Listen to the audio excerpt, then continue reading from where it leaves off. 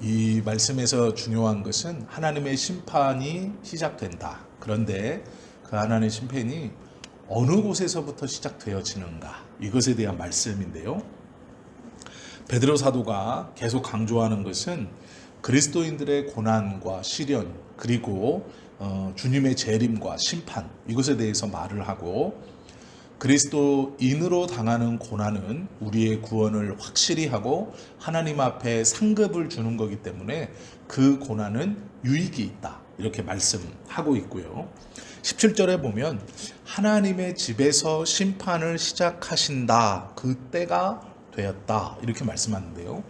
하나님의 집이라는 건 어디일까요? 교회를 의미합니다. 하나님의 심판의 공정함, 하나님의 심판의 공의, 이것을 마지막까지 하나님은 보이시기 위해서 하나님께서 계획하시는 예수 그리스도가 이 땅에 오셔서 심판하시는 그 심판의 출발을 하나님의 교회에서부터 시작하셔서 그 심판을 이제 출발시키신다, 이런 의미인데, 이게 무슨 말이냐? 성경에 보시면 계시록 9장에도 재앙의 출발이 어디에서부터 출발되냐면 교회에서, 계시록 9장에 나오는 첫째 화는 교회의 심판에서부터 나온다라는 것이죠. 우리가 잘 알고 있는 알곡과 쭉정이를 걸러서 알곡은 창고에, 쭉정이는 영원히 타오르는 불에 던져버리겠다라는 것이 교회의 출발의, 이 심판의 출발입니다. 그런데 이 심판이 계속해서 성경은 어디서부터 시작된다고 말하느냐? 교회에서부터 시작된다, 이렇게 가르쳐 주시죠. 왜 이러느냐? 마태복음 3장 11절 12절 말씀에 보면 요한이 이렇게 말해요. 그는 성령과 불로 너희에게 세례를 주실 것이요 손에 키를 들고 자기의 타작마당을 정하게 하사, 똑같은 말씀이에요. 키를 들고, 자기의 타작마당은 교회입니다. 자기의 타작마당을 정하게 하사 알곡은 모아 곳간에 들이고 쭉정이는 꺼지지 않는 불에 태우시리라, 이렇게 말씀하죠. 심판의 날 하나님의 교회가 먼저 그 심판이 출발되어지고 그곳에서 알곡과 쭉정이를 구분하신다, 이렇게 말하고, 예레미야 25장 29절에서도 보면 보라, 내가 내 이름으로 일컬음을 받는 성에서부터 재앙을 내리기 시작하겠다, 이렇게 말씀하세요. 내가 내 이름으로 일컬음을 받는 성에서부터 심판을 시작하겠다. 분명히 하나님께서는 당신의 것, 내 소유에서부터 하나님의 심판이 시작되어진다, 이렇게 말하죠. 에스겔 9장 3절에서 6절에 나오는 중에서도 이렇게 말씀합니다.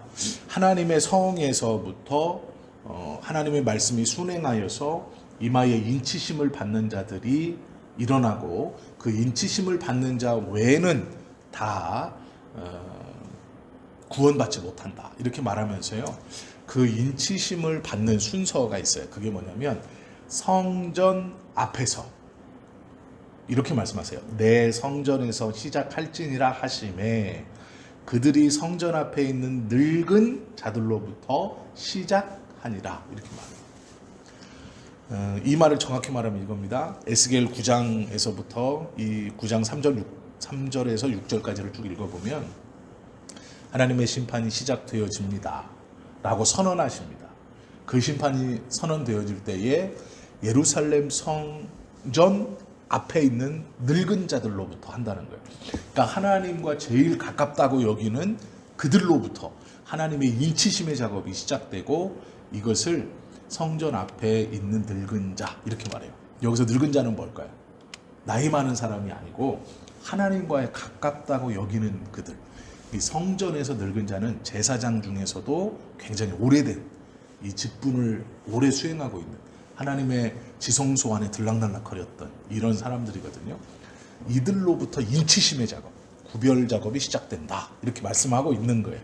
그러니까 성경에서 말하는 심판, 그것이 세상에서의 불의 심판, 믿는 자들이 여기 있고 믿지 않는 자들이 저기 있는데 저들이 불로 살라지고 이렇게 말씀하시는 게 아니라, 그 심판의 시작이 하나님의 교회, 하나님과 가깝다고 여기는 그 공동체, 그 중에서도 하나님과 정말 가까이 있는 이 늙은 자들로 말하는 이들로부터 인치시는 선별 작업, 알곡과 쭉정이의 작업이 시작되는 것이 하나님의 심판이다. 이렇게 말을 하고 있죠.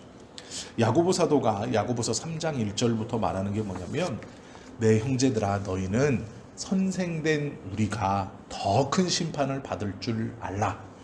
그러므로 많이 선생되지 말라. 이렇게 말해요.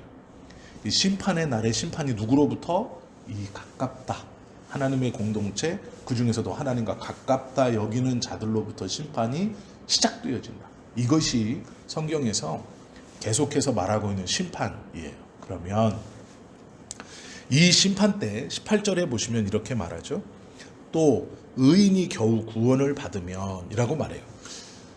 우리는 넉넉히 구원을 이룬다, 넉넉히 구원을 받는다, 구원에 대해서는 아무런 문제가 없다, 이렇게 듣고 배웠는데 겨우 구원을 받는다 이렇게 표현하고 있어요. 베드로는 의인이 겨우 구원을 받으면 악인은 그 심판날에 어디에 서리요, 어디서 보이겠느냐, 이런 뜻이거든요. 이게 무슨 말이냐면 이런 거예요. 요 18절에 이 주인공이 누구냐? 의인이 아니고 악인이에요. 죄인이에요. 이 18절은 지금 죄인들을 중심으로 두고 말하는 것인데, 또 의인이 겨우 구원을 받으면 경건하지 아니한 자와 죄인은 어디에서 보이느냐, 어디에 서느냐, 이렇게 표현하는 것이죠. 이것은 의인의 구원이 어쩌다가 구원받는 것이 아니고 아무렇게나 살아서 구원받는 것이 아니다, 이런 말이고, 구원이라는 것은 위에서 계속 말하는 그리스도인으로서 당하는 고난 가운데 낙심하지 않고 하나님께 모든 것을 의탁하며 선을 행하며 살아가는 사람, 그 사람이 구원을 받는다. 즉 이것은 알곡과 쭉정이를 나눌 때 정말 알곡의 삶으로 하나님 앞에 그 심판 때 나아가는 사람들의 삶은 그리스도인으로서의 고난, 그리스도의 남은 고난을 감당한 하나님의 백성들이 알곡이 되어 구원받는다. 이것은 쉽지 않다는 얘기예요. 그리스도의 남은 고난에 참여함이 없는 사람들은 자기가 구원받은 것 같고 알곡인 것 같지만 쭉정이이고, 알곡 추수 때까지 추수하는 자들에게 하나님께서 명령하셔서 그 가라지들을 솎아내지 마라, 혹여 가라지들을 솎아내다 알곡도 솎아낼까 봐 두렵다라고 말씀하시는 것처럼 마지막 때까지 가만히 두시겠다는 얘기입니다. 그리고 심판이 시작되면 이제 그들을 가릴 것인데, 그들을 가르는 기준이 무엇이냐면 그리스도의 남은 고난에 참여한 삶의 흔적이 있느냐, 이 그리스도의 남은 고난에 참여한 고난의 삶을 살아온 성도들이 구원을 받고, 그렇지 못한 이름만 있는 성도는 구원을 받지 못한다라고 말씀하는 거죠. 세상 사람은 뭐 말할 거 없죠. 여기서 보시면 18절에 경건하지 아니한 자, 죄인, 이건 뭐 말할 필요 없죠. 경건하다라는 말이 뭐냐면 하나님의 이 경계선 안으로 들어온 사람들인데, 이 하나님의 경계선 안에 있다는 말은 그리스도의 남은 고난에 참여한 자예요. 살면서 믿음으로 인하여 당하는 고난의 경험을 하고 있는 사람, 이 사람은 알곡이고 구원받는 것이고, 믿는다는 이름은 있지만 그리스도의 남은 고난에 참여하지 않은 사람은 이 경계선 밖에 있는 거예요. 그래서 이 사람을 경건하지 않은 자 이렇게 말하고, 죄인은 말 그대로 세상 사람이죠. 세상 사람들은 자기의 육신의 소욕과 자신의 생각대로 살아왔기 때문에 심판의 날에 어떤 것을 가지고도 하나님 앞에 나아갈 수 없는, 말 그대로 그들에게 심판은 말 그대로 두려운 죄에 대한 결과를 선언받는 그런 날이다. 이렇게 성경은 말씀하고 있죠. 우리가 명심해야 할 것은 하나님께서 이 땅에 오셔서, 예수 그리스도가 이 땅에 오셔서 심판주로 오시는 것은 성경은 분명한 사실이라고 계속해서 구약과 신약을 통해 말씀하고 있습니다.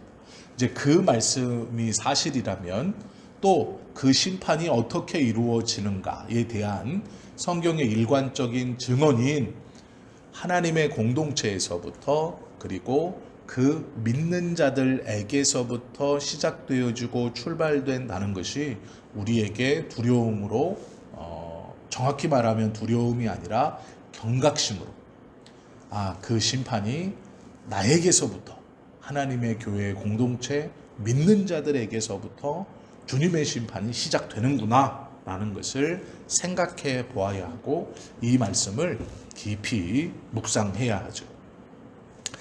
하나님의 심판 날에 모든 사람이 안전하진 않아요. 안전한 사람은 없어요. 이 심판을 통과해야 하는 것이죠. 특별히 베드로는 쭉정이는 피난을 가거나 쭉정이는 하나님의 구원을 경험하지 못한다라고 얘기하고 있어요.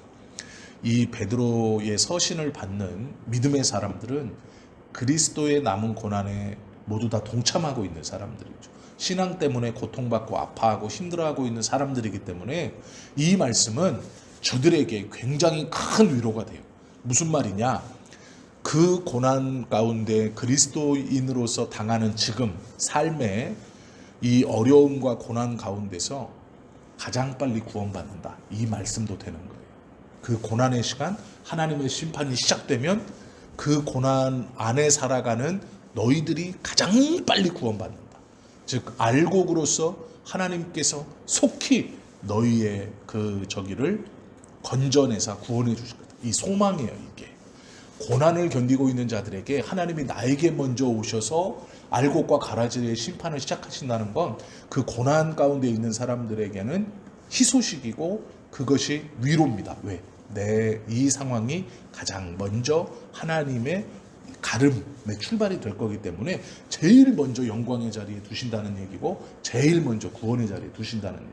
그렇기 때문에 그리스도의 남은 고난에 참여하며 살아가는 성도들에게 이 말씀은 소망인 거예요. 두려운 말씀이 아니라 오히려 나로부터 시작되는 하나님의 구원의 역사. 그러기에 소망을 갖고 있는 거예요. 내가 가장 빨리 하나님의 심판의 출발이 될 것이기 때문이다. 베드로는 그런 의미로 이것을 이야기하는 것이고요. 예수님께서 교회 안에 또 중요하게 생각해 봐야 할 것이 예수님의 말씀이죠. 가만두어라. 가라지를 뽑다가 곡식까지 뽑을까 염려하노라. 둘 다 추수 때까지 함께 자라게 두어라. 추수 때에 내가 추수꾼들에게 말하기를 가라지는 먼저 거두어 불사르게 단으로 묶고 곡식은 모아 내 곡간에 넣으리라 하니라 라고 말씀하셨죠. 가라지로 자라는 것은 불행하고 저주스러운 것이죠. 그리스도인이 아니죠.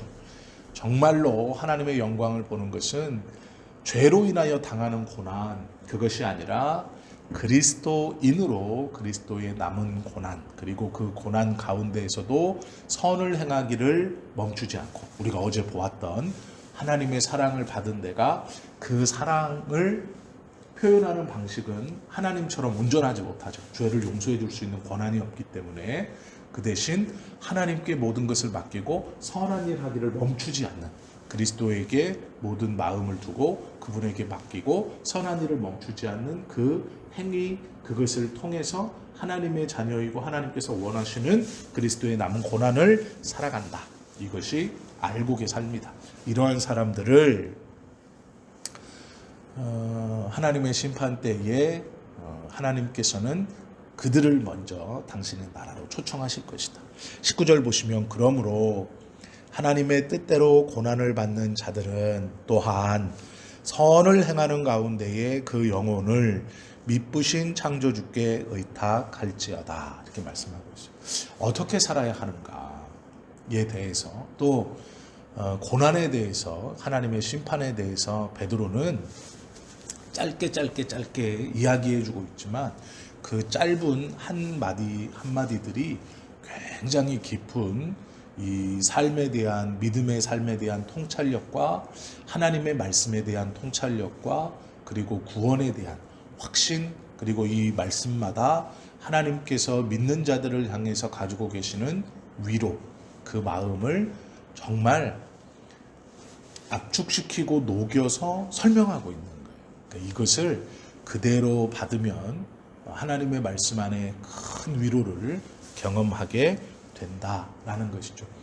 그리고 4장까지 이렇게 말한 뒤에 5장부터는 이제 믿는 자들, 교회의 지도자들, 그들을 이끌고 있는 리더들, 특별히 믿음에서 앞서간다고 하는 직분자들에게 이 어려운 때에 이렇게 하나님이 기뻐하시는 일을 감당하며 사명을 감당하며 가야 한다라고 또 짧게 권면해 줍니다. 그것이 우리가 내일부터 함께 보실 5장의 말씀이죠.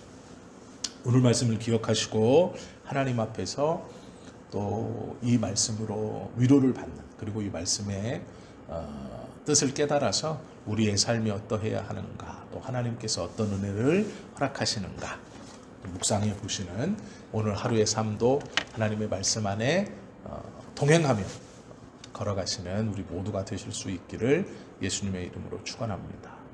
기도드립니다.